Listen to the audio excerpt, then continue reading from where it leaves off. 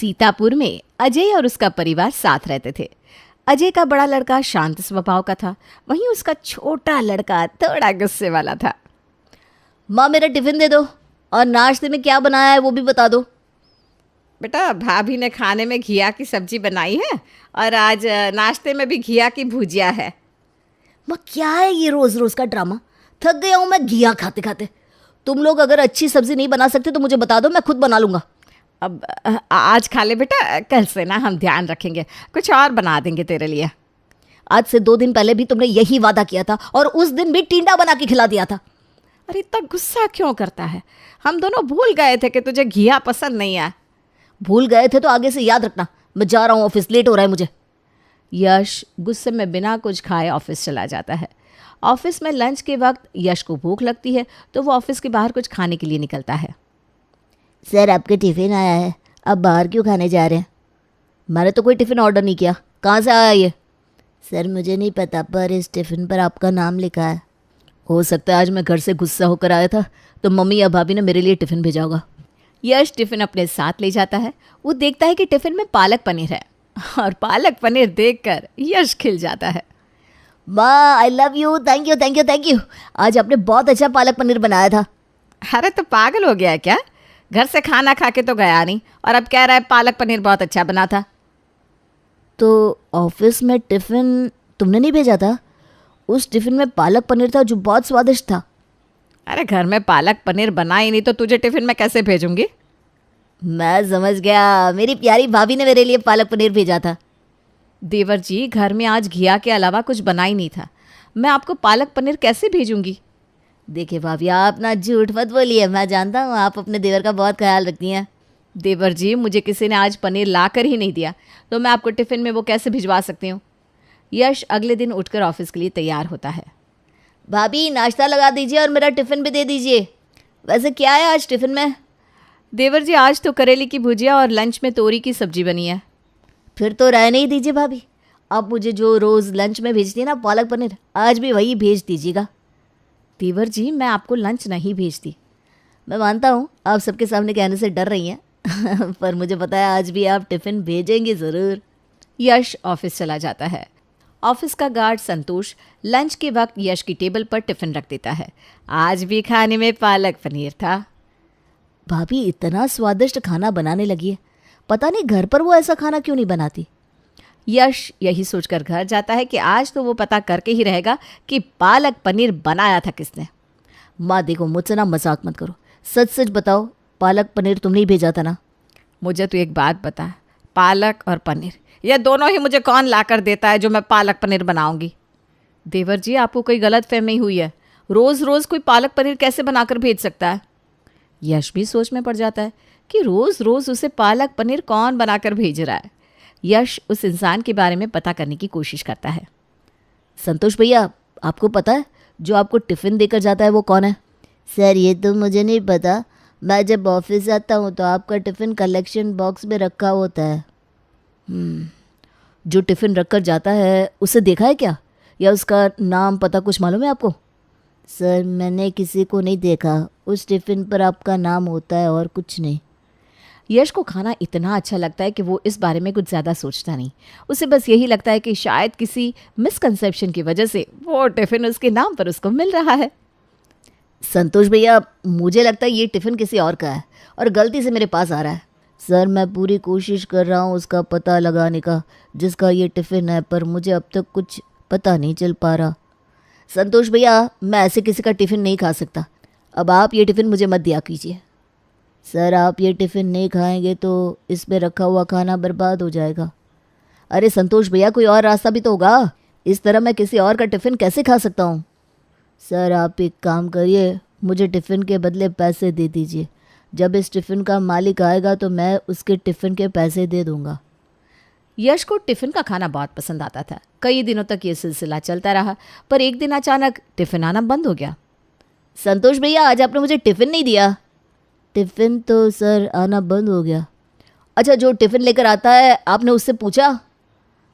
उसने मुझे बताया कि कोई लड़की थी जो टिफ़िन बनाकर भेजती थी। अच्छा, उसका कोई एड्रेस है क्या आपके पास? उसका एड्रेस तो टिफ़िन वाले को भी नहीं पता, वो टिफ़िन पर आपका नाम लिखकर टिफ़िन दे जाया करती थी। अरे ये तो बड़ी हैरानी की बात है। आखिर कौन है वो लड़की जो जानबूझकर मुझे टिफ़िन भेज रही थी? उसे ये कैसे पता कि मुझे पालक पनीर बहुत पसंद है? यश को उस लड़की से प्यार हो जाता है और वो उसे ढूंढने की पूरी कोशिश करता है। यश के ऑफिस वालों को भी इस बात का पता चल जाता है कि यश के लिए कोई लड़की रोज टिफिन भेजती है। राकेश, तुझे नहीं लगता ये लड़की यश पे बहुत मेहरबान है? राहुल, तुझे लगता है कि सच में कोई ऐसी लड़की होगी? यार, रोज रोज पनीर बनाना इतना आसान काम नहीं है कि कोई लड़का कर दे। अरे आजकल का कुछ पता नहीं, क्या पता कोई इसकी फिरकी ले रहा हो। चल तो फिर हम यश के मजे लेते हैं। भाई यश, तेरी तो चांदी चांदी हो रखी है आजकल। भाई एक बात बताओ, लड़की के नाम पर कोई लड़का तुझे बना तो नहीं रहा? मुझे तो वो गाना याद आ रहा है, आदमी हूँ आदमी से प्यार करता हूँ।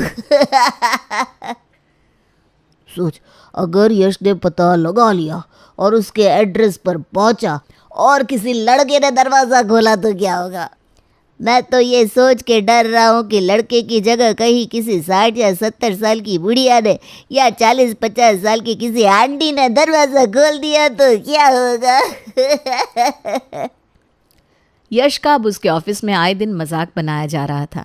वहीं घर पर यह बात पहुंचने से उसकी भाभी और भाई भी उसकी टांग खींचने लगे थे। देवर जी, आपकी जैसी किस्मत तो किसी की नहीं हो सकती। मुझे तो शादी के बाद भी लौकी, तोरी, टिंडा यही खाने को मिलता है, पर तुझे तो पालक पनीर, वो भी शादी से पहले। देवर जी, ज़रा संभल कर चलिएगा। ऐसा ना हो कि पालक पनीर शादी से पहले मिल रहा हो और शादी के बाद सिर्फ पालक मिले। अरे प्रीति, तब तक तो हमारे छोटे भाई का पेट भर चुका होगा। ये बात भी सही है। कितने दिनों से ये लड़की पनीर की डिश बनाकर भेज रही है। ऑफिस और घर के माहौल से यश बहुत ज़्यादा इरिटेट हो चुका था। यश अब पालक पनीर के नाम से भी चिढ़ने लगा था।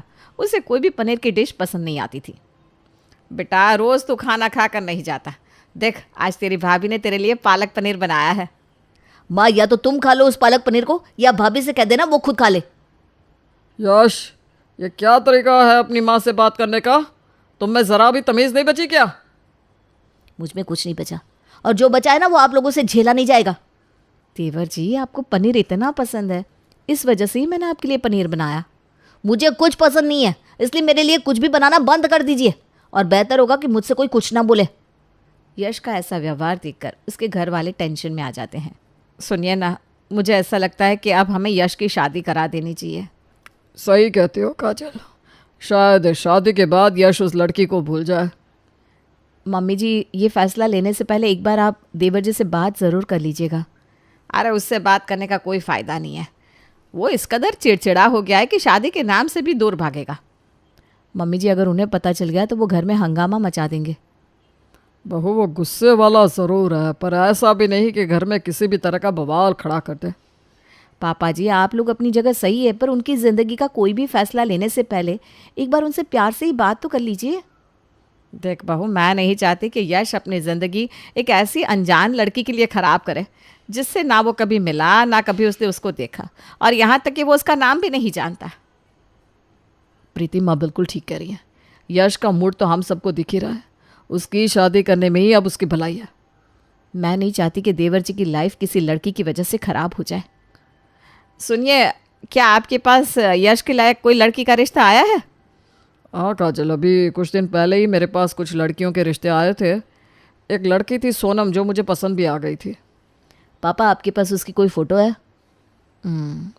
ये देखो, तुम लोग देखकर पसंद कर लो तो इसी लड़की से हम यश का रिश्ता तय कर देंगे। लड़की तो बहुत सुंदर है, आप उनसे बात करना शुरू कर दीजिए। हमें जल्द से जल्द यश की शादी करानी होगी। यश को उसकी शादी की बात पता चलती है, जिससे सुनकर वो और भी गुस्सा हो जाता है। आप लोगों का दिमाग तो ख़राब नहीं हो गया?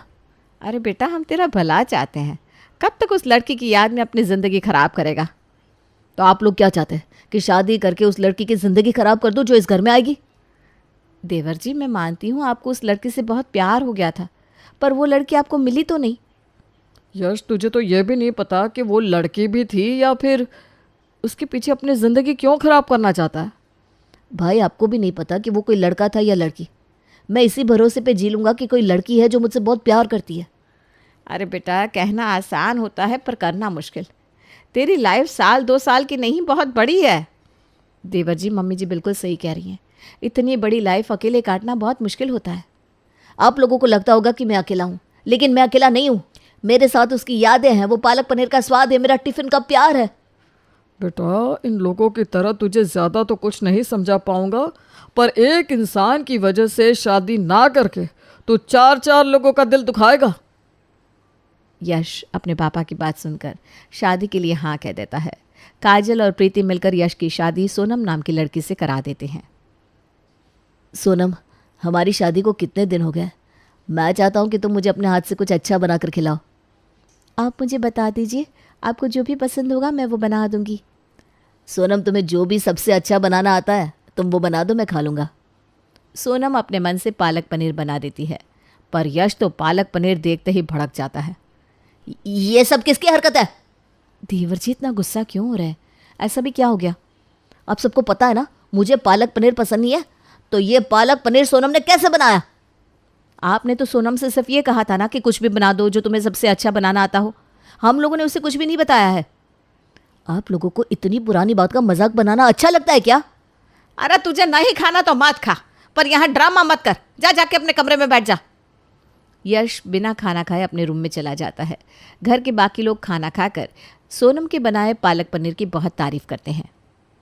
सारा दिन गुस्से में कुछ नहीं खाया, इतनी भूख लगी है, और फ्रिज में बस पालक पनीर रखा है। बस रात में कोई देख तो नहीं रहा, यही खा लेता हूँ। पालक पनीर खाते ही उसे ऑफिस के टिफिन की याद आ जाती है। उसे समझ में आ जाता है कि ये तो वही लड़की है जो उसे ऑफिस में टिफिन भेजा करती थी। सोनम, मैं तुमसे कुछ पूछना चाहता हूँ, क्या तुम मुझे सच सच बताओगी? हाँ, पूछिए ना। क्या तुम वही लड़की हो जो मुझे मेरे ऑफिस में टिफ़िन भेजा करती थी? जी, मैं वही लड़की हूँ जो आपके ऑफिस में आपको पालक पनीर बनाकर भेजती थी। तो तुमने कभी अपना नाम क्यों नहीं लिखा उस पर, और शादी के बाद भी मुझसे ये बात क्यों छुपाई? सोनम अपनी पुरानी बात बताती है। ये उस वक्त की बात है जब उसके मामा उसके लिए रिश्ता लेकर आए थे। सोनम, मैंने तेरे लिए एक लड़का पसंद किया है, बहुत अच्छे परिवार से है बेटा। मामा, क्या आप उसकी कोई फ़ोटो लेकर आए हैं? ये लड़का MNC कंपनी में जॉब करता है। मामा, और कुछ पता है क्या आपको इसके बारे में? इसका नाम यश है। इसके परिवार में इसके माता पिता, एक बड़ा भाई और भाभी रहते हैं। मामा, आप मुझे उसके ऑफिस का एड्रेस दे सकते हैं? अरे बेटा, तुझे अगर उससे मुलाकात करनी है तो मुझे बता दे, मैं मिलवा दूंगा। मामा, शादी 2 दिलों का मेल होता है। मैं किसी अनजान इंसान से एक मुलाकात करने के बाद शादी कैसे कर सकती हूँ? बेटा, तेरी बात तो ठीक है, पर तू ऑफिस के अंदर तो नहीं जा सकती। उसके बारे में पता कैसे लगाएगी? मामा, वो सब आप मुझ पर छोड़ दीजिए। मुझे ये लड़का तो बहुत अच्छा लगा, पर मैं इसके बारे में थोड़ा बहुत और जानना चाहती हूँ। मेरे पास इस लड़की के घर का एड्रेस भी है। तुम किसी बहाने उसके घर जाना चाहो तो जा सकती हो। मामा, एक छोटी सी दिक्कत है। मेरे मम्मी पापा को कौन देखेगा? अपनी बहन और जीजा जी से तो मैं ही बात कर लूँगा। मामा के होते हुए तू फिक्र मत कर। मुझे बस इतना बता दे, तुझे कितना वक्त चाहिए? मामा, मुझे 1 महीने का वक्त चाहिए। मैं आपको 1 महीने के बाद हाँ या ना में जवाब दे दूंगी। इन बातों के बाद सोनम यश को पालक पनीर का भी सच बताती है। शादी से कुछ वक्त पहले एक रोज़ मैं आपके घर के बाहर आई थी। अच्छा, तो तुम घर के अंदर क्यों नहीं आई? उस वक्त आप बहुत गुस्से में थे। उसी दिन मुझे पता चला कि आपको ये तोरी, टिंडा, करेला, घिया बिल्कुल पसंद नहीं है। और तुम्हें ये कैसे पता चला कि मुझे पालक पनीर बहुत पसंद है? मैंने एक दिन आपकी भाभी से मुलाकात की थी और बातों ही बातों में उनसे आपके बारे में भी पूछ लिया था। अरे, पर तुमने मुझसे ये सब छुपाया क्यों? मुझे आपसे पहली नज़र में प्यार हो गया था। मुझे लगा अगर आपको ये पता चल जाएगा तो आप मुझसे दूर भागेंगे, इसीलिए मैंने कुछ नहीं कहा। सोनम, जिस दिन तुमने टिफ़िन भेजा था ना, उसके 2 दिन बाद मुझे भी तुमसे प्यार हो गया था। अगर आपको मुझसे प्यार हुआ था तो आपने इस शादी के लिए हाँ क्यों करी? सोनम, मैंने तुम्हें ढूंढने की बहुत कोशिश करी, पर जब तुम मुझे मिले नहीं तो मैं बहुत चिड़चिड़ा और रूड हो गया था। आप इस शादी के लिए मना भी तो कर सकते थे। मैं तो शादी के खिलाफ ही था, लेकिन मेरे नेचर की वजह से घर के सभी लोग परेशान थे। इसीलिए वो मेरी शादी करवाना चाहते थे ताकि मैं शादी के बाद उस लड़की को भूल जाऊं जो मुझे पालक पनीर खिलाया करती थी। सॉरी, मुझे नहीं पता था कि आप मुझसे इस कदर प्यार करने लगे हैं। मुझे ये पता होता तो मैं उस वक्त ही आपको सारा सच बता देती। सॉरी सोनम, मैंने अपनी पूरी कोशिश तो की थी तुम्हें ढूंढने की, पर फिर भी तुम्हें ढूंढ नहीं सका। यश और सोनम को एक दूसरे से बात करने के बाद इस बात की बेहद खुशी होती है कि उन्हें उनका पसंद किया हुआ ही लाइफ पार्टनर मिलता है। मुझे तो कुछ समझ में नहीं आ रहा मम्मी, एक बार मैं करण को फोन करके सब बता दूं क्या? देखिए जी, समझाइए इसे, कैसे बच्चों वाली बात कर रही है। अगर इसके ससुराल वालों को भनक लग गई कि इसे सब्जी बनानी नहीं आती तो हाथ आया इतना अच्छा रिश्ता निकल जाएगा। और जब बात इतनी आगे बढ़ चुकी है तो क्यों तू भरी हुई थाली पर रायता फेरना चाहती है? अभी तो सिर्फ सगाई हुई है मम्मी, पर कल से मेहंदी की रस्में शुरू हो जाएगी। अब भी हम सच्चाई सामने रख सकते हैं। अगर शादी के बाद उन लोगों को ये बात एक्सेप्ट नहीं हुई कि मुझे सब्जी बनानी नहीं आती और वहाँ इस टॉपिक को लेकर अगर कोई ड्रामा हुआ तो मैं बर्दाश्त नहीं करूंगी। अपना सामान बांध कर यहाँ आकर बैठ जाऊंगी, फिर तुम समझना। जब मैं तेरी माँ को ब्याह करके लाया था ना, तो तेरे नाना जी ने मुझे बोला था कि मेरी उषा इकलौती ऐसी संतान है जिसके मुंह में बोली नहीं है, और हमने मान लिया। शादी के बाद पता चला भाई ये सिर्फ मुंह नहीं हाथ पैर भी चलाती है। पर क्या कर पाए हम, एक बार शादी हो जाए ना फिर कितने भी हाथ पैर मार ले कोई कुछ नहीं कर पाता।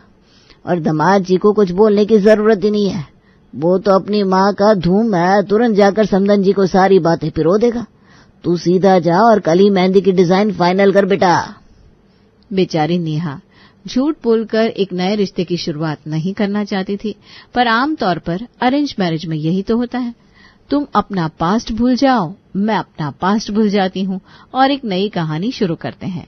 अगर शादी के बाद कुछ सामने आ गया तब की तब सोची जाएगी।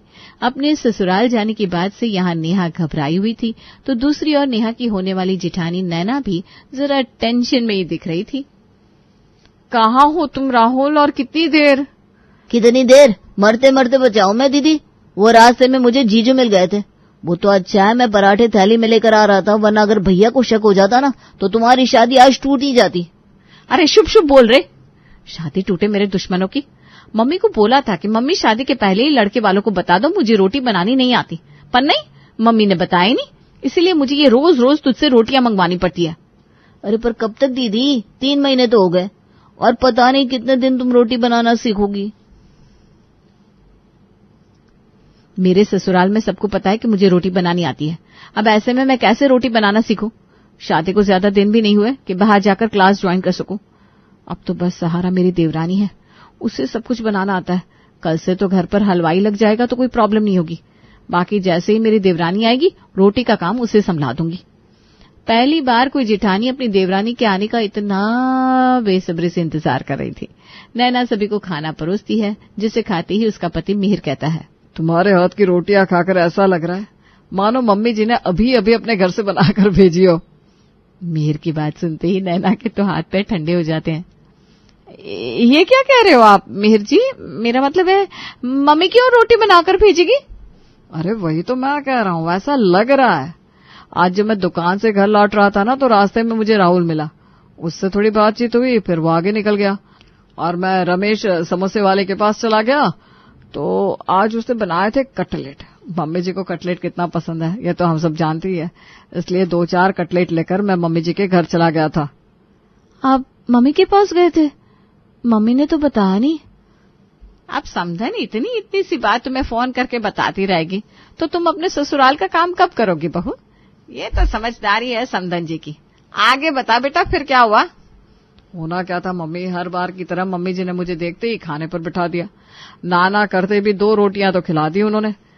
अभी कुछ देर पहले ही खाई है मम्मी जी की रोटी, और उसके बाद ये नैना की बनाई रोटी, एकदम सेम टेस्ट। हाश बच गई। वो तो होगी ही ना मिहिर जी, माएं अपना सारा गुण अपनी बेटियों में भर देती हैं ताकि उन्हें ससुराल में कोई प्रॉब्लम ना हो। इसीलिए आज तक मुझे इस घर में कोई प्रॉब्लम नहीं हुई। बस इसी तरह नेहा के घर वालों ने भी उसे ऐसे ही संस्कार दिए हो, फिर तो कोई प्रॉब्लम ही नहीं होगी। बाकी तो मैं हूं ही। यहाँ नेहा को हल्दी चढ़ रही थी, पर उसके दिमाग में बार बार वही बात रिपीट हो रही थी। जब करण के घर वाले मुझे देखने आए थे तब सब्जी तो मम्मी ने बना दी थी। बहुत बड़ी गलती की मम्मी ने। अब क्या करूंगी, सब्जी के नाम पर आलू उबालने के अलावा कुछ भी नहीं आता मुझे। भगवान, बस भाभी के साथ मेरी ट्यूनिंग अच्छी रखना। अगर उन्होंने सब्जी बनाने का काम संभाल लिया ना, तो फिर बस ससुराल में दिन बड़े अच्छे जाएंगे मेरे। यहाँ जेठानी देवरानी के गुणों पर निर्भर थी, वहाँ देवरानी जेठानी के। शादी की तारीख आ चुकी थी, तो शादी तो अब टलने वाली थी नहीं, और अपने माँ बाप के प्रेशर में नेहा को फेरों पर बैठना ही पड़ता है, और फिर होती है विदाई। मैं बोल दूं क्या मम्मी? अभी बोल देती हूँ। अगर तूने इस बारे में किसी से भी बोला तो मेरा मरा हुआ मुंह देखेगी, समझी? तुझे मेरी कसम, ये राज यहीं दफन कर दे मेरी लाड़ो। और ऐसा तो नहीं है कि जाती ही तुझे सभी को 56 भोग बनाकर खिलाना पड़ेगा। पहली रसोई में सिर्फ चाय बना देना, बाकी फिर तू हनीमून पर चली जाएगी, और उसके बाद जब भी रसोई में जाना आए तो अपनी जेठानी को साथ लेकर जाना, और जाते ही आटा गूंदना शुरू कर देना। तुझे आटा गूंदता देखेगी तो तेरी जेठानी को खुद ही सब्जी बनाने का काम करना पड़ेगा ना। हाँ मम्मी, ये ठीक है। उषा की बात सुनकर नेहा में हिम्मत आ जाती है, और वो विदा होकर अपने ससुराल पहुंच जाती है। अगली सुबह, अरे नैना, जरा मेरे साथ मेरे कमरे में चल। नेहा के लिए मैंने मेरी सास की साड़ी निकाली है, जरा देख कर बता, पुरानी तो नहीं लग रही। नैना अपनी सास के साथ उसके कमरे में जाती है। वाह मम्मी जी, ये तो वही साड़ी है ना जिस साड़ी को पहनकर आपने अपनी पहली रसोई की थी। कितनी सुंदर लग रही है ये। और वैसे भी आजकल तो हीरोइन भी अपनी दादी नानी की साड़ियां पहनती है। मैं नेहा को साड़ी पहनने में मदद कर दूंगी। आज के जमाने की लड़की है ना, साड़ी पहनना कहाँ आता होगा उसे। वैसे बहू, तेरी शादी में जो रानी हार नहीं चढ़ाया था क्या तुझे मैंने, एक बार वो हार नेहा बहू को दे देगी। असली मोतियों का हार है ना, पहली रसोई में मोतियां पहनकर जाना बड़ा शुभ माना जाता है। बाकी तुझे अगर दिक्कत है तो मैं कोई और सेट निकाल कर दे देती हूँ उसे। क्या मम्मी जी, आपको लगता है मैं मना करूंगी? नेहा मेरे लिए मेरी छोटी बहन के समान है। मैं इस साड़ी के साथ अपना रानी हार उसे दे देती हूँ। साड़ी के साथ रानी हार लेकर नैना नेहा के कमरे में जाती है और उसे तैयार होने में मदद भी करती है। भाभी तो सच में अच्छी है, साड़ी पहनने में मेरी मदद भी कर रही है, बस रसोई में खाना बनाने में भी मेरी मदद करते। मैं क्या कह रही थी नेहा, तू अपनी पहली रसोई में ज्यादा कुछ मत करना। रोटी सब्जी रोटी तो कहाँ बनाते भाभी हमारे यहाँ। मम्मी ने तो कहा है पहली रसोई में कुछ मीठा ही बनाना। सब्जी रोटी कैसे बनाऊंगी? रोटी सब्जी नहीं बनाओगी? अच्छा। और नैना अपनी पहली रसोई में बनाती है चाय। ओह, स्वाद आ गया स्वाद। नेहा, हमारे यहाँ तो मसाला चाय बनती नहीं, मैंने तो सिर्फ टीवी पर ही इसके बारे में देखा था। तुम्हें तो सच में बड़ी अच्छी चाय बनानी आती है। वैसे मसाले कौन से डलते हैं इसमें? ये लाल मिर्च, धनिया, यही सब क्या? भैया मसाले के बारे में क्यों पूछ रहे हैं मुझसे? मसाले के बारे में मैं कहाँ ही कुछ जानती हूँ। क्या बोलूं? मुस्कुरा देती हूँ। वैसे भी नई बहुएं ज्यादा बोलती नहीं है। जेठ ने सवाल किया तो बहू शर्मा गई। आज तो तूने चाय बना दी बहू, अगली बार हम सब तेरे हाथ का बना खाना खाना चाहते हैं। जी मम्मी जी, एक बार हम हनीमून से लौट आए, इसके बाद तो फिर यही करना है। अरे अच्छा किया नेहा, हनीमून का याद दिला दिया तुमने। मैं एजेंसी वालों से जाकर टिकट ले आता हूँ। करण एजेंसी वालों को फोन करता है। स्विट्जरलैंड जाने वाली फ्लाइट्स कैंसिल हो रही है सर, क्योंकि अचानक ही वहाँ का वेदर बहुत खराब हो गया है। बहुत सारे फ्लाइट एक एक करके कैंसिल हो रहे हैं, और आपकी फ्लाइट कैंसिल होने की भी बहुत चांसेस हैं। आप ये क्या बोल रहे हैं? ऐसा कैसे हो सकता है? आप मुझे टिकट दे दीजिए, बाकी मैं देख लूंगा। करण को फोन पर जोर जोर से बात करता सुन उसके पापा मनोज उससे इस बारे में पूछते हैं। अरे क्या हो गया भाई, आवाज में इतनी तेजी क्यों है तुम्हारे? पापा, इसीलिए ना छोटे मोटे एजेंसी वालों से टिकट करवानी ही नहीं चाहिए। अब कह रहे हैं आपकी टिकट कैंसिल हो जाएगी क्योंकि सारी फ्लाइट कैंसिल हो रही है। झूठ कह रहा है, टिकट्स करवाए नहीं होंगे इस लप्पू झंडू ने। क्या ऐसा कह रहा है? पर मेरे सारे दोस्तों की टिकट यही करवाता है। अच्छा रुक, मैं अभी नेट पर चेक करता हूँ। मिहिर नेट पर चेक करता है तो उसे पता चलता है कि सच में स्विट्जरलैंड में बहुत ज्यादा बर्फबारी होने के कारण वहां से आ रही सारी फ्लाइट कैंसिल की जा रही है। बताओ मम्मी, ऐसे में मुझे नहीं लगता करण और नेहा का हनीमून पर जाना सही होगा। मान लो किसी तरह ये दोनों वहां पहुंच भी गए पर वापस ही नहीं लौट पाए तो? वीजा तो इतने दिनों का बनाया भी नहीं है, बहुत लफड़ा हो जाएगा मम्मी। हे भगवान, एक साथ ही तुझे सारा रायता फैलाना था।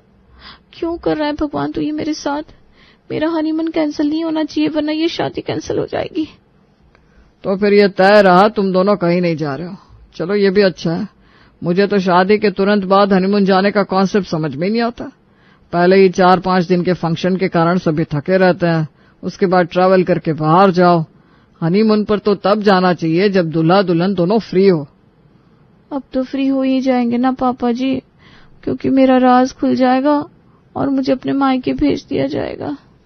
अब तो नेहा के पास बचने का कोई रास्ता ही नहीं बचा था। अगली सुबह जैसे ही नैना किचन में जाती है, नेहा उसके पीछे पीछे रसोई में चली जाती है। कितना काम हो जाता होगा ना भाभी आप पर। रोटी बनाओ, सब्जी बनाओ, सलाद की तैयारी करो। पर अब मैं आ गई हूँ ना, सारा काम आपको अकेले करने नहीं दूंगी। ये कहकर नेहा फौरन आटा गूंदना शुरू कर देती है। तू रोटी बनाने लग गई नेहा? मैं रोटी बनाने ही जा रही थी। चल कोई बात नहीं, अगर तुझे रोटी बनाना पसंद है तो अब से तू रोटी बनाना, सब्जी का काम मैं कर लिया करूंगी। ये कहकर नेहा अपने सर से तो बोझ उतारती है, साथ में नेहा के सर का बोझ भी उतर जाता है और दोनों देवरानी जेठानी मिलकर आज पूरे घर को खाना परोसती है। देख लो मम्मी, तुम्हारी नई बहू ने खिलाई दिए पकवान बनाकर। बहुत ही स्वादिष्ट खाना बनाया नेहा तुमने। कहाँ करण जी, मैंने कहाँ कुछ किया है, ये सब तो दीदी के कारण हो पाया। बस बस, इससे तो आदत है देवर जी दूसरों की तारीफ करने की। ये सब नेहा के कारण हो पाया है। क्या हाथ की सफाई है इस लड़की के काम में, वाह भाई। वैसे नेहा के आने से फायदा जरूर हुआ ये कि मिहिर जी अब आपको अपनी सास के हाथ के टेस्ट के पराठों से छुटकारा मिल जाएगा। अरे बहू, एक पराठा तो लाना। पराठा सच में बहुत अच्छा बनाती हो तुम। नैना और नेहा मिलकर पूरी रसोई का काम ऐसे संभाल लेती हैं मानो वो दोनों बहनें हो। मम्मी मम्मी मम्मी, सच में तुम ठीक कहती थी। आगे क्या होगा इसका टेंशन आज मत लिया करो। मुझे तो इस बात का अफसोस हो रहा है कि अपनी शादी मैं इस टेंशन में एंजॉय नहीं कर पाई कि पता नहीं ससुराल जाकर मेरा राज खुल गया तो। पर यहाँ तो पत्ते खुलने का सवाल ही नहीं है। मेरी जेठानी ने सामने से सब्जी बनाने का काम ले लिया है।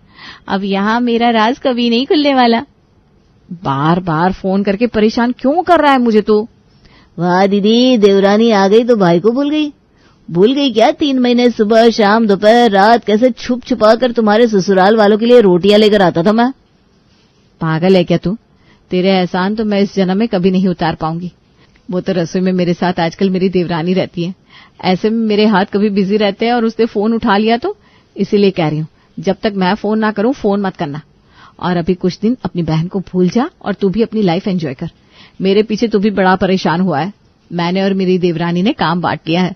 वो अब से सिर्फ रोटियां बनाएगी और मैं सब्जी। तो मम्मी से कह देना अब टेंशन लेने की जरूरत नहीं है। पति पत्नी का संगम तो देखा होगा आपने, मेड फॉर ईच अदर वाला। पर यहाँ यही संगम देवरानी जेठानी का हो गया था। पर कहते हैं ना, खुशियों को जितना छुपा कर रखो उतना अच्छा है, वरना नजर लग जाती है। और ऐसी ही नजर आज देवरानी जेठानी की जोड़ी को लग गई थी। छोटी सी बात पर नैना और नेहा की बहस छिड़ जाती है। वो बात नहीं है भाभी, आपने सुजाता आंटी से ऐसा कहा कि आपके सपोर्ट के कारण मुझे कोई काम ही नहीं करना पड़ता। अरे 10 बार बता चुकी हूं मैं कि मैंने सुजाता आंटी को ऐसा कुछ नहीं कहा था। पर तुझे अगर ऐसा मानना है तो यही सही। वैसे भी सपोर्ट तो मेरे कारण तुझे मिल ही रहा है ना। मतलब मैं इस रसोई पे कुछ नहीं करती? ठीक है, मैं जा रही हूँ अपने मायके, आप ही संभालिए रसोई को अपने। गुस्से में अपना सामान बांधकर नेहा सच में अपने मायके जाकर बैठ जाती है। गुस्से में नैना भी नेहा को नहीं रोकती, पर बाद में उसे समझ में आता है कि अब रोटी बनाने वाली ही जा चुकी है तो क्या होगा। नैना बार बार राहुल को फोन लगाती है पर राहुल फोन नहीं उठाता। हे भगवान, अब क्या होगा? क्या करूं मैं, क्या करूं? दरवाजे पर तो मम्मी जी बैठी हुई हैं, बाहर भी नहीं जा सकती। सब्जी बनाकर परोस देती हूँ सभी को। और नैना बनाती है 4 वैरायटीज की सब्जियां। पत्ता गोभी की सूखी सब्जी, करेली की सब्जी, गाजर शिमला मिर्च की सब्जी और मशरूम सोयाबीन की सब्जी। पूरे साल की सब्जियों की कसर एक बार में ही निकाल दोगी क्या बहू? सब्जियों का तो ठीक है, पर रोटियां कहाँ? वही तो पिताजी, हमारे शरीर को ना रोटियों की जरूरत ही नहीं होती। वो तो बस हमने आदत बना ली है रोटी खाने की, इसलिए जब तक रोटी ना खाओ लगता ही नहीं कि पेट भरा भी है। और उसी के कारण ये पेट ना बाहर आ जाते हैं लोगों के। ऊपर से शुगर लेवल भी तो बढ़ जाती है। पापा को करनी होगी शुगर कंट्रोल, भाभी मुझे नहीं करनी। मुझे तो बस रोटी ला कर दे दो आप। अरे मुझे भी मैडम, ये सिर्फ सब्जी खाकर मैं नहीं सो पाऊंगा। आज तो आप सबको सब्जी खाकर ही सोना होगा। आज मेरी एक सहेली से बात हुई, वो डाइटिशियन है ना, वो बता रही थी कि रोटी के चक्कर में हम सब्जी खाते ही नहीं और गुण तो सब्जियों में ही होते हैं, इसीलिए मैंने रोटी नहीं बनाई। और अब रोटी बन भी नहीं सकती क्योंकि रसोई में आटा भी नहीं है, तो फिलहाल तो इसी से काम चलाना होगा। ये कहकर अपना पीछा छुड़ाती हुई नैना सीधा रसोई में जाती है और सारे बर्तनों को धोने डाल देती है। अगली सुबह, कल रोटी के नुकसान गिना दिए सबको। अब अगर राहुल से रोटी मंगवा लूंगी तो नई भी फंसती हुई फंस जाऊंगी। ठीक है ना, क्या प्रॉब्लम है, सभी को सब्जियां ही परोस देती हूँ। और नैना बनाती है कॉर्न और वेजिटेबल की मिक्स सब्जी और बाउल में सभी को सर्व करती है। ये क्या मजाक है बहू, कल रात में तो मैंने तुझे कुछ बोला नहीं, पर अब नाश्ते में भी तू हमें रोटियां नहीं देगी, तो ऐसे तो किसी के शरीर में काम करने की ऊर्जा ही नहीं बचेगी। हमारे जमाने के भी लोग रोटियां खाते थे, उन्हें कौन सी बीमारियां हो जाती थी। पहले के अनाज और आज के अनाज में जमीन आसमान का फर्क हो गया है मम्मी जी। पहले मिलावट कहाँ होती थी, आज तो हर चीज में मिलावट है। आटा कहाँ खाते हैं, कोरा मैदा खाते हैं। मैदा इतना रिफाइंड होता है आजकल का आटा। उफ, वो जो भी होता है मुझे नहीं पता, मुझे रोटियां चाहिए। और आटा भी लाकर रख दिया था मैंने भाभी। आज मैं जैसी सब्जी बनाकर हटी ना तो गैस ही खत्म हो गई। नाश्ता तो अभी इसी का करना होगा, बाकी आगे की आगे देखते हैं। नैना खुद को बड़ा स्मार्ट समझ रही थी, पर सुषमा भी कभी जिठानी थी। उसे नैना की गोल गोल घूमती बातों पर शक हो जाता है और वो पहुंच जाती है नेहा के मायके। समधन जी, आप यहाँ? इतनी बुरी आदत लग गई है ना नेहा के हाथ के खाने की, क्या बताऊं समधन जी। उसके खाने के पीछे पीछे यहाँ तक आ गई मैं। चल बेटा, रसोई में जरा तुझसे बात भी कर लूंगी और तू मेरे सामने सब्जी रोटी भी बना लेना। सब्जी? आपको क्या बताऊं मम्मी जी, ऐसी ऐसी सब्जियां आ रही है ना बाजार में, सारी की सारी नकली। रंग डाल देते हैं आजकल लोग सब्जियों में, इसीलिए मेरे मायके में तो हमने सब्जी बनाना ही छोड़ दिया है, अचार के साथ। अच्छा, वैसे चाय रोटी भी खाते हैं, अब दूध रोटी खा लो, सब्जी की क्या जरूरत है। सामान पैक कर अपना, तेरे ससुराल में ही बताऊंगी कि अब सब्जी की क्या जरूरत है। वहां जेठानी से रोटियां नहीं बन रही थी, यहाँ देवरानी से सब्जी। सुषमा एक साथ अपनी दोनों बहुओं को सामने खड़ा करती है और दोनों की पोल पट्टी वहीं खोल देती है। सॉरी मम्मी जी, वो मैं क्या करती। मुझे माफ कर दीजिए मम्मी जी, आप कहती हैं तो मैं आपके पैर पकड़ लेती हूँ। खाना बनाना आता नहीं, ऊपर से एक दूसरे से लड़ भी लेती हो। जब पता ही है कि एक दूसरे के बिना काम नहीं चलेगा तो क्या जरूरत है लड़ने की। ऐसे तो कल को अगर नैना को कहीं जाना पड़ गया तो नेहा, फिर तू हम सबको अचार रोटी खिलाएगी। ऐसे नहीं चलने वाला तुम दोनों का। अपनी दोनों बहुओं का हाथ पकड़कर सुषमा उन्हें रसोई में लेकर जाती है और अपनी बड़ी बहू को सिखाती है रोटियां बनाना तो छोटी को सब्जी। दिल्ली के त्रिलोकपुरी में दीनदयाल शर्मा जी अपने छोटे बेटे पवन, बहू उमा, पोती रिया और पत्नी सुलोचना के साथ रहते थे। बड़ा बेटा प्रवीण आगरा में नौकरी करता था, इसलिए वो अपनी पत्नी रमा और बेटे कान्हा के साथ वहीं रहता था। सुबह का वक्त था, शर्मा जी और सुलोचना बैठकर चाय पी रहे थे, तभी फोन बजता है। हेलो, प्रणाम पापा, कैसे हैं आप? मम्मी कैसी हैं? अरे बेटा, हम तो बढ़िया है। तू बता, सब ठीक है ना? इतनी सुबह सुबह फोन किया, कोई खास बात है क्या? जी पापा, खास क्या, बहुत ही खास है। एक धमाकेदार गुड न्यूज देनी है। अच्छा, फिर से बहू के पांव भारी है क्या? अरे नहीं पापा, गुड न्यूज ये है कि मेरा ट्रांसफर दिल्ली हो गया है। अब हम सब आपके पास ही आ रहे हैं हमेशा के लिए। अरे वाह बेटा, ये तो जबरदस्त खबर है। अब और इंतजार नहीं होता, बस जल्दी से आ जाओ। अजी क्या हुआ, अकेले ही मुस्कुराए जा रहे हैं? मुझे भी तो बताइए। अरे खबर ही ऐसी है कि सुनकर तू भी खुशी से उछल पड़ेगी। अजी पहेलियां मत बुझाइए, सीधे सीधे बताइए ना। हमारा प्रवीण अपने पूरे परिवार के साथ दिल्ली लौट रहा है, अब हमेशा हमेशा हमारे साथ रहेगा। सच में? ये तो सपने जैसा लग रहा है। अब परिवार फिर से पूरा हो जाएगा। हाँ मम्मी, अब रोज रोज फोन पर बात करने की जरूरत नहीं पड़ेगी, अब मिलकर ढेर सारी बातें करेंगे। हाँ बेटा, अब बस जल्दी से आ जाओ, तुम्हारे बिना घर अधूरा लगता था। हाँ पापा, जल्दी आता हूँ, अब ऑफिस जाना है, मैं फोन रखता हूँ। ये कहकर प्रवीण ने फोन रख दिया। 2 दिन बाद दरवाजे की घंटी बजती है। सुलोचना दरवाजा खोलती है तो सामने प्रवीण, रमा और कान्हा को देखकर खुश हो जाती है। अरे मेरा बेटा आ गया। सुलोचना प्रवीण से मिलती है, फिर कान्हा को गोद में उठा लेती है। अरे वाह, मेरा राजा बेटा कितना बड़ा हो गया। दादी, बड़े होने से टॉफी ज्यादा मिलेगी क्या? दादी, मुझे भी टॉफी चाहिए। हाँ हाँ, दोनों को ढेर सारी टॉफियां मिलेंगी। तभी पवन आता है और प्रवीण को कसकर गले लगाता है। भैया अब मजा आएगा। अब तो रोज साथ में बैठकर चाय पियेंगे और खूब बातें करेंगे। बिल्कुल, अब ना कोई दूरी ना कोई फोन पर बातें। रमा सुलोचना के पैर छूती है। प्रणाम मम्मी जी। जीती रहो बेटा, तुम घर की बड़ी बहू हो, अब संभालो अपने घर को। तभी उमा आकर रमा के पैर छूती है और कहती है, नमस्ते भाभी, सफर कैसा रहा? अच्छा था, बस कान्हा को नींद आ रही थी। हाँ, बच्चे सफर में परेशान हो जाते हैं और यहाँ भी उसे घुलने मिलने में थोड़ा टाइम लगेगा। अरे नहीं, कान्हा तो बहुत चंचल है, इसे मिलने में ज्यादा टाइम नहीं लगता। और दादी का तो लाडला है, रोज वीडियो कॉल पर बातें करते ना दादी पोता। अच्छा, फिर तो ठीक है, आपकी टेंशन खत्म समझिए। रिया भी दादी की लाडली है, दादी अपने पोता पोती को संभाल ही लेंगी। सही कहा तुमने उमा, दादा दादी बच्चों से सबसे ज्यादा प्यार करते हैं, हर बच्चे उनसे। भाभी आप लोग भी थक गए होंगे, खाना खाकर आराम कीजिए। तभी कान्हा सुलोचना से कहता है, दादी मुझे भूख लगी है, मेरे लिए कुछ स्पेशल बनाया है? अरे मेरे लड्डू, तेरी दादी ने तेरे लिए आलू के पराठे बनाए हैं मक्खन के साथ।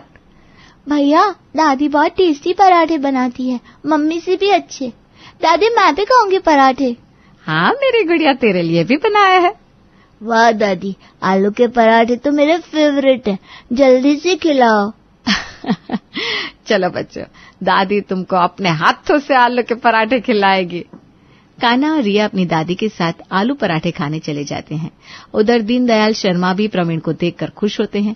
वो उसे पास बैठाकर हालचाल पूछने लगते हैं। घर में चारों तरफ हंसी खुशी का माहौल था। अगले दिन सुबह रमा और उमा किचन में नाश्ता बना रही थी, तभी वहां सुलोचना आती है। अरे भाई, सुबह की चाय कब मिलेगी? सूरज सर पर चढ़ आया है, तुम्हारे पापा जी कब से चाय चाय कर रहे हैं। पहले सबके लिए चाय बना दो, बाद में कुछ और काम करना। जी मम्मी जी, बस मैं चाय ही बनाने वाली थी, अभी बना देती हूँ। भाभी चाय मैं बना देती हूँ, आप बच्चों के लिए दूध गर्म कर दीजिए। आपकी बात ज्यादा सुनते हैं, आप पिलाएंगी तो बिना नखरगिए पी लेंगे। ठीक है, मैं बच्चों को दूध दे देती हूँ। रमा दूध का भगोना गैस पर चढ़ाती है। कुछ ही सेकंड में अचानक दूध फट जाता है। अरे ये क्या, दूध तो फट गया, अब बच्चों को दूध कैसे दूं? है, अभी कुछ देर पहले ही दूध वाला दूध देकर गया था ना, न जाने कैसे फट गया। जरूर उस दूध वाले ने बासी दूध दिया होगा। कल आने दो उसे, उसकी खूब खबर लेती हूँ। उमा चाय छानते हुए कहती है, नहीं मम्मी जी, दूध वाला तो सही दूध देकर गया था। देखिए ना, मैंने इसी दूध से चाय बनाई है, वो तो बिल्कुल सही बनी है। अरे तो फिर दूध फटा कैसे? छोड़िए ना मम्मी जी, लगता है भाभी के हाथों में ही कुछ होगा, शायद इसी वजह से दूध फट गया होगा, वरना आज तक तो ऐसा नहीं हुआ। कोई बात नहीं, बाजार से दूध मंगवा लेंगे। हाँ, हो सकता है। मम्मी जी, मैंने तो हाथ अच्छे से धोए थे, पता नहीं कैसे। अरे भाभी, अब तो बुरा मान गई, मैंने तो बस ऐसे ही तुक्का मारा था, क्योंकि थोड़ा अजीब है ना ऐसे दूध का फट जाना, इसीलिए। है ना मम्मी जी? हाँ, अजीब तो है, पर कोई बात नहीं बेटा, कभी कभी ऐसा हो जाता है। मैं पवन को कहती हूँ, वो दूध ले आएगा। सुलोचना पवन को दूध लाने भेजती है। थोड़ी ही देर में पवन दूध ले आता है। रमा बच्चों के लिए दूध बनाकर उन्हें आवाज देती है, रिया, कान्हा, जल्दी से आ जाओ, देखो मैंने आज तुम दोनों के लिए चॉकलेट शेक बनाया है। रिया और कान्हा आते हैं। ताई जी, आपको पता है मुझे चॉकलेट शेक बहुत अच्छा लगता है, आज तो मैं कान्हा भैया से भी जल्दी खत्म कर दूंगी ये चॉकलेट शेक। हाँ मेरी गुड़िया रानी, मुझे पता है तुम्हें चॉकलेट शेक बहुत पसंद है, इसीलिए तो बनाया है। चलो अब जल्दी से पी लो। मम्मी सिर्फ रिया के लिए बनाया, मेरे लिए नहीं। अरे नहीं बेटा, दोनों के लिए बनाया है, ये लो। चलो जल्दी से खत्म करो। भाभी इतना भी लाड मत कीजिए, ये दोनों सर पर चढ़ जाएंगे। अरे करने दो ना लाड उमा, मैं लाड करूंगी, बच्चे बिगड़ेंगे तो तुम सुधार लेना। क्या भाभी, आप भी। चॉकलेट शेक पीकर बच्चे बाहर खेलने चले गए। रमा और उमा अपने घर के कामों में लग गई। कुछ देर बाद बच्चे खेलकर आते हैं। कपड़े कीचड़ से सने हुए, हाथ पैर गंदे। सुलोचना उन्हें देखकर कहती है, अरे बच्चों, ये क्या हाल बना रखा है, हाथ पैरों में कितनी मट्टी लगा ली, कपड़े भी गंदे कर लिए। जाओ जाकर अच्छे से हाथ मुंह धो लो, मैं तुम्हारे लिए साफ कपड़े निकाल देती हूँ। ओके दादी, हम अभी साफ होकर आते हैं। बच्चे भागकर बाथरूम में जाते हैं। नल घुमाते हैं, लेकिन पानी की एक भी बूंद नहीं गिरती। दादी, नल में पानी नहीं आ रहा, कैसे हाथ पैर साफ करे? दादी देखो ना, ये पानी कहाँ गया? अरे आती हूँ, तुमने नल ठीक से खोला नहीं होगा। सुलोचना जल्दी जल्दी बाथरूम में पहुंची और खुद नल घुमाया, लेकिन सच में पानी नहीं आ रहा था। हाय राम, ये क्या हो रहा है आज घर में? पहले दूध फट गया, अब पानी चला गया। क्या अशुभ घड़ी चल रही है। रुको, मैं छत पर जाकर टंकी का वाल्व चेक करती हूँ। इतना कहकर सुलोचना छत पर गई। पवन और प्रवीण अपने काम में लगे थे। उमा और रमा किचन में थी और अचानक छत से सुलोचना की जोरदार चीख सुनाई दी। आय दया, मैं मर गई। सुलोचना की चीख सुनते ही पवन और प्रवीण दोनों जल्दी से छत पर पहुंचे तो देखा सुलोचना सीढ़ियों पर गिर पड़ी थी। अरे माँ, आप गिर कैसे गई? संभल कर माँ, आपको ज्यादा चोट तो नहीं लगी? बेटा, नल में पानी नहीं आ रहा था तो मैं पानी का वाल्व देखने आई थी, लेकिन यहाँ आते मेरा पैर फिसल गया और मैं गिर पड़ी। हाय दया। अच्छा रुको तो सही, मैं देखता हूँ पानी क्यों नहीं आ रहा। प्रवीण ने देखा कि टंकी की वाल्व किसी ने बंद कर दी थी। ये क्या मजाक है? टंकी का वाल्व किसी ने बंद कर दिया है? क्यों? किसने बंद किया ये वाल्व? सुबह तो पानी आ रहा था, फिर अचानक बंद कैसे हो गया? अरे बेटा, इतनी चिंता मत करो, किसी ने कर दिया होगा गलती से बंद। कोई जानबूझकर ऐसा क्यों करेगा। नीचे रमा और उमा ने भी आवाज सुनी और तेजी से छत की ओर भागी। हाय माँ जी, क्या हुआ? कैसे गिर गई आप? मम्मी जी, कुछ चीज पड़ी थी क्या यहाँ? पैर कहीं अटक तो नहीं गया? नहीं बहू, कुछ दिखा तो नहीं, पता नहीं कैसे अचानक पैर फिसल गया। कहीं नजर तो नहीं लग गई घर को? कल तक तो सब ठीक था, अचानक सुबह से अजीब अजीब चीजें हो रही हैं। पहले दूध फटा, फिर पानी गायब, अब मम्मी जी गिर गई। अरे कुछ नहीं है उमा, हो जाता है कभी कभी ऐसे, तुम ज्यादा परेशान मत हो। सब सुलोचना को पकड़कर नीचे ले आए और दवाई पानी की। अगले दिन दोपहर में रिया सुलोचना और दीनदयाल के पास बैठकर टीवी देख रही थी। अचानक पिज्जा का ऐड आया और उसका मन ललचा गया। रिया ने जाकर उमा से कहा, मम्मा मुझे पिज्जा खाना है, बना दो ना। अरे वाह, कल पास्ता खाया था, आज पिज्जा चाहिए? प्लीज मम्मा, मेरी फेवरेट डिश है। मैं नहीं बना सकती, ताई जी से कहो। ताई जी आप बना दो ना। अच्छा बेटा, तुम दादाजी और दादी जी के साथ टीवी देखो, मैं बना देती हूँ। मेरी प्यारी ताई जी। रिया खुशी खुशी टीवी देखने लगी। कुछ देर बाद रमा पिज्जा बनाकर ले आई। लो बेटा, तुम्हारा टेस्टी पिज्जा। थैंक यू ताई जी। रिया ने चटकारे लेकर पिज्जा खाया। सब उसे खुश होकर खाते देख रहे थे, लेकिन कुछ ही देर में रिया ने पेट पकड़ लिया। हाँ, मेरा पेट। अरे क्या हुआ बेटा? दादी, पेट में दर्द हो रहा है। अभी तो ठीक थी, अचानक क्या हो गया? अभी तो उसने पिज्जा खाया था। रमा, पिज्जा में ऐसा क्या डाला था? कुछ नहीं पापा जी, मैंने तो अच्छे से पिज्जा बनाया था, सारी फ्रेश सब्जियां डाली थी। कहीं ताई जी ने ज्यादा प्यार तो नहीं मिला दिया? अभी तक तो ठीक थी, पिज्जा खाकर पेट में दर्द होने लगा। उमा, ये मजाक का वक्त नहीं है, कुछ जल्दी करो, डॉक्टर को बुलाओ। नहीं, डॉक्टर की जरूरत नहीं है, मेरे कमरे में उसकी दवाई रखी, वही दे दूंगी, ठीक हो जाएगी, और नजर भी उतारनी होगी। तो मुंह क्या देख रही हो, जल्दी लेकर आओ इसकी दवाई। उमा रिया को कमरे में ले गई। कुछ देर बाद उमा बाहर आई तो दीनदयाल ने पूछा, अभी रिया कैसी है बेटा? दर्द तो बहुत था पापा जी, पर मैंने दवाई दी तो उसे आराम हो गया है, रिया भी ठीक है। हे भगवान, तेरा लाख लाख शुक्र है। देखा, मम्मी जी कह रही थी ना, मैं डॉक्टर को बुलाने की जरूरत नहीं पड़ेगी। मुझे तो लगता है किसी की नजर ही लग गई होगी। हाँ बेटा, तू ठीक ही कह रही थी, तू भी थक गई होगी, जा थोड़ा आराम कर ले।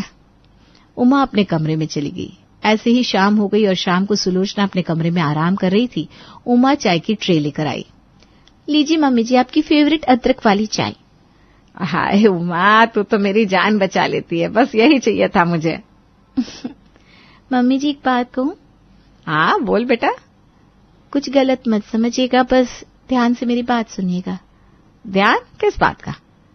आज रिया के साथ जो हुआ वो आपको अजीब नहीं लगा?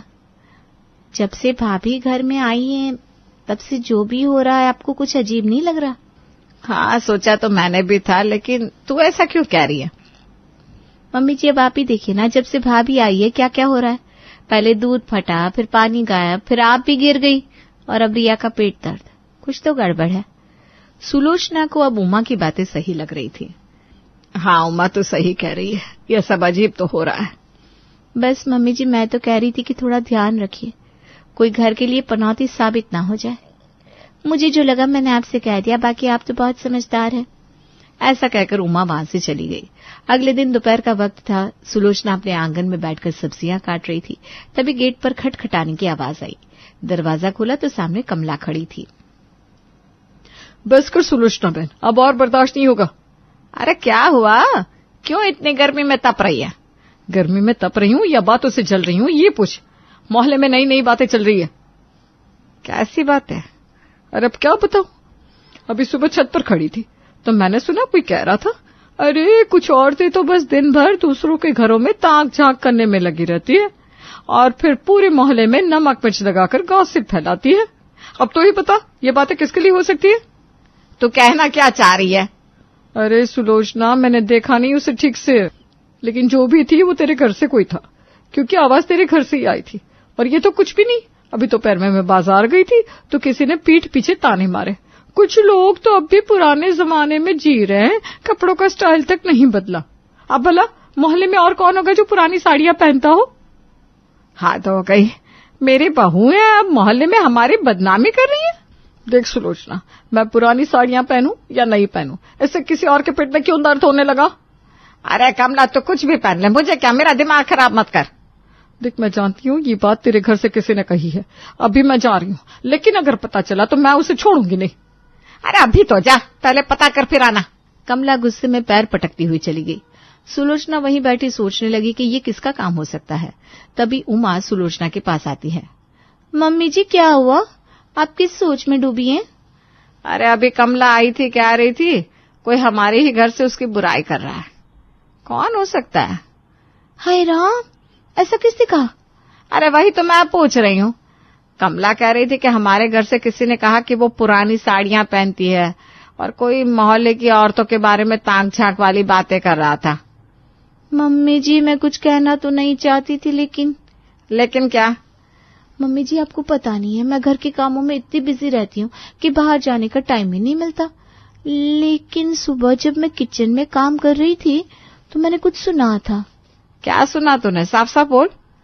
मैंने रमा भाभी को फोन पर कहते सुना कि कमला चाची तो पुरानी साड़ियों में घूमती रहती हैं, उन्हें फैशन बदल लेना चाहिए। क्या? हाँ मम्मी जी, रमा भाभी फोन पर किसी से ये भी कह रही थी कि मोहल्ले में कुछ लोग बस गॉसिप करने और झांकने में लगे रहते हैं। उनके मन में ये बात आई तो शायद बाहर भी उन्होंने ही कहा हो। हाय हाय, अब ये सब क्या हो रहा है? रमा तो घर की इज्जत ही मिट्टी में मिला देगी। ये औरत है या पनौती? मम्मी जी मैं तो बस आपकी चिंता कर रही थी। आप ही सोचिए, अगर इस तरह की बातें बाहर जाएंगी तो पूरे मोहल्ले में हमारी इज्जत का क्या होगा। सुलोचना अब पूरी तरह से रमा के खिलाफ भड़क चुकी थी। उमा ने बहुत चालाकी से आग में घी डाल दिया था। अब सुलोचना रमा से उखड़ी उखड़ी रहने लगी थी। एक दिन कान्हा और रिया सुलोचना के पास बैठे थे, तभी उमा आई और कहा, चलो बच्चों जल्दी से तैयार हो जाओ, स्कूल के लिए देर हो रही है। मैं नहीं जाऊंगी स्कूल मम्मा, मेरे पेट में बहुत दर्द हो रहा है। अरे रिया चलना, आज स्कूल में मस्ती करेंगे। नहीं भैया आप जाओ, मेरा पेट बहुत दर्द कर रहा है। हाय राम, तुझे फिर से पेट दर्द होने लगा बेटा? कुछ नहीं मम्मी जी, ये बस ड्रामा कर रही है, इसे कोई दर्द वर्द नहीं हो रहा। स्कूल नहीं जाने के बहाने बना रही है। झूठ मत बोलो रिया, झूठ बोलना गंदी बात होती है। मम्मी झूठ बोलना गंदी बात है तो फिर आपने उस दिन मुझे झूठ बोलने को क्यों कहा था? रिया की बात सुनकर सुलोचना चौंक जाती है। क्या? उमा ने तुझे झूठ बोलने को कहा था? हाँ दादी, मम्मी ने कहा था जब पिज्जा खा लो तो कहना मेरा पेट दर्द कर रहा है और फिर अच्छे से ड्रामा करना। जितना अच्छा ड्रामा करोगी उतनी टॉफियां दूंगी। रिया के मुंह से ये बात सुनते ही सुलोचना का गुस्सा 7वें आसमान पर पहुंच जाता है। घर के बाकी लोग भी बहुत गुस्सा होते हैं। उमा ये क्या सुन रहे हैं हम? तुमने अपनी ही बेटी को झूठ बोलना सिखाया? हद हो गई, बच्चे तो मासूम होते हैं और तुम इन्हें चालाकी सिखा रही हो। सुलोचना ये तो बहुत बड़ी बात हो गई। घर में अगर ऐसी बातें चलेंगी तो बच्चे क्या सीखेंगे? उमा अब एक एक बात साफ साफ बता, तूने और क्या क्या गुल खिलाया है? झूठ बोलने की कोशिश मत करना, तेरी हर चालाकी आज सामने आनी चाहिए। सच बताओ उमा, ये जो भी घर में चल रहा है इसमें तुम्हारा हाथ है ना? उमा बुरी तरह घबरा जाती है। उसे समझ में नहीं आता कि क्या करे। हाँ मैंने ये सब किया। क्या? कैसे किया? सब बता। मैंने ही चाय का दूध निकाल कर उसमें थोड़ा विनेगर डाल दिया था ताकि जब रमा भाभी दूध चढ़ाए तो वो फट जाए। और वो पानी मैंने ही बंद किया था ताकि सबको लगे रमा भाभी के आने के बाद ही घर में परेशानियां शुरू हुई है और रमा भाभी इस घर के लिए पनौती है। उमा, कितना जहर भरा है तेरे अंदर। ऊपर से तो तू इतनी मीठी थी कि मैं सोच भी नहीं सकती थी कि तू ऐसा करेगी। सच बता, मम्मी जी को गिराने का प्लान भी तेरा ही था ना? हाँ मम्मी जी अब सीढ़ियों से गिरी थी ना, तो मैंने ही सीढ़ियों पर थोड़ा सा तेल गिरा दिया था ताकि आपको चोट लग जाए और सबको लगे कि रमा भाभी के आने से घर में बुरा समय आ गया है। हे भगवान, तू ही इस घर की पनौती निकली और मैं समझ रहा था रमा कोई गड़बड़ कर रही है। और कमला, उसे क्यों भड़काया था? मैं समझ चुकी हूँ, उसे भी तूने ही भड़काया था ना? वो भी मैंने ही किया था मम्मी जी।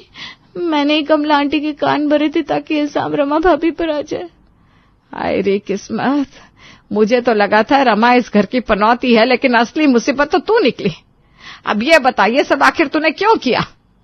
मम्मी जी मुझे माफ कर दो।